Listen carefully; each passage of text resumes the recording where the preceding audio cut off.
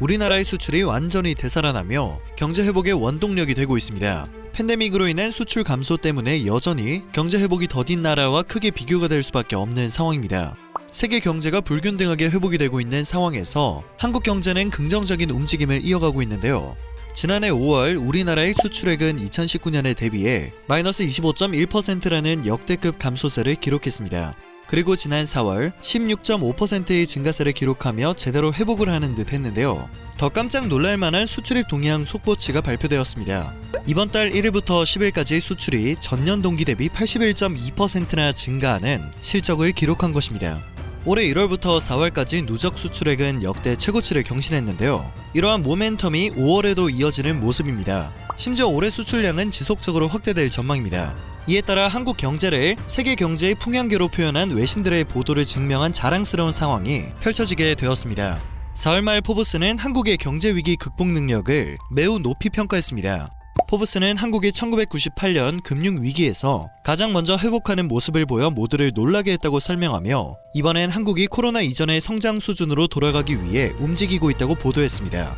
이어 한국은 경제 회복 후 더 나은 시대의 선구자가 될 것이며 개방형 수출 국가이자 전 세계적으로 상당한 규모의 무역 강국인 한국이 세계 경제의 풍향계라고 표현했습니다. 한국의 경제 움직임이 세계의 경제가 몇 주 혹은 몇 달 뒤 어디로 향할지 힌트를 준다는 의미였습니다. 또한 민간 소비 가속화와 기업 투자 증가 및 정부 지출 증가로 인해 한국이 일본보다 빠르게 위기를 벗어나고 있다고 분석했습니다. 일본보다 빠르게 경제를 회복하고 있다는 분석 때문일까요? 해당 소식에 대한 일본의 반응은 굉장히 날이 서 있는 듯한 모습이었습니다. 관련 기사에는 지금 수출과 경제 성장은 코로나 거품이다. 희망찬 기사를 쓰는 것은 멈추는 것이 좋다. 진짜 붕괴는 갑자기 일어나기 때문이다.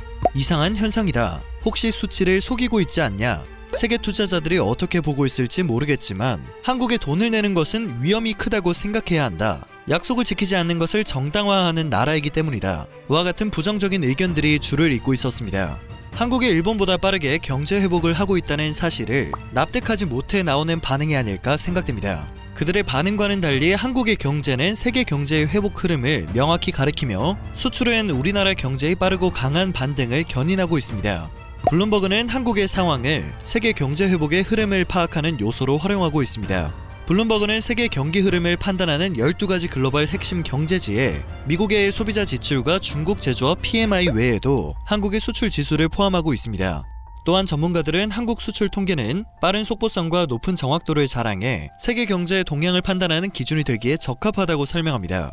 이달 10일까지 수출이 지난해 같은 기간보다 80% 넘게 늘어난 것에는 주력 품목인 자동차와 반도체가 큰 역할을 했으며 특히 자동차와 자동차 부품의 수출 실적이 큰 폭으로 늘어난 것을 확인할 수 있었습니다. 이에 따라 일본 자동차 브랜드는 큰 위협을 느끼고 있습니다. 베트남의 자동차 시장이 어느새 아세안 국가들 중 3, 4위권을 넘볼 정도로 성장했는데 베트남 자동차 시장에서 현대차가 1위, 기아차가 2위를 각각 차지했기 때문입니다. 베트남 자동차 시장에서 판매량 발표가 시작됐던 지난 2014년 이후 일본차가 독점해오다시피 하던 베스트셀러 탑10 역시 절반가량을 한국차 브랜드가 차지한 상황입니다. 한국차 브랜드의 활약으로 10여 년간 독점적인 지위를 누리던 일본 도요타는 3위, 미쓰비시는 4위로 밀려나게 되었습니다. 도요타의 베트남 독점 시대가 종결된 것은 물론이고 일본 자동차 브랜드의 가장 치열한 주력 시장이었던 소형차도 한국에 밀리는 형국입니다. 경차 부문에서는 가격 경쟁력이 가장 중요한데 여기에서도 현대와 빈페스트 등 한국차와 베트남 토종 브랜드가 일본차를 앞서고 있습니다. 현재의 전문가들은 품질이 좋고 가격이 합리적인 한국차 브랜드들의 특성을 고려할 때 상위권을 차지할 가능성이 높다고 분석하고 있습니다. 그동안 베트남 시장을 점령해온 일본 자동차는 점점 설 자리를 잃고 있습니다. 포브스는 한국 경제 상황을 다루며 최근 수십 년 동안 한국의 가전제품과 디지털 기기, 석유화학과 반도체 및 대중문화 수출의 선두주자가 되었다고 평가했습니다. 최근에는 자동차와 선박을 중심으로 한 경제를 다각화하려고 하고 있다며 수출에서도 혁신과 서비스로 성장 동력을 재조정하고 있다고 설명했습니다. 한국 경제에 대한 긍정적인 전망들이 현실화되고 있어 다행입니다. 우리나라 경제의 빠르고 강한 반등을 견인하고 있는 수출이 견조한 흐름을 이어갈 수 있길 바랍니다. 오늘 전해드릴 소식은 여기까지입니다. 영상이 마음에 드셨다면 그것만으로도 감사드립니다. 늘 새롭고 유익한 소식을 전하는 로버튜브 되겠습니다.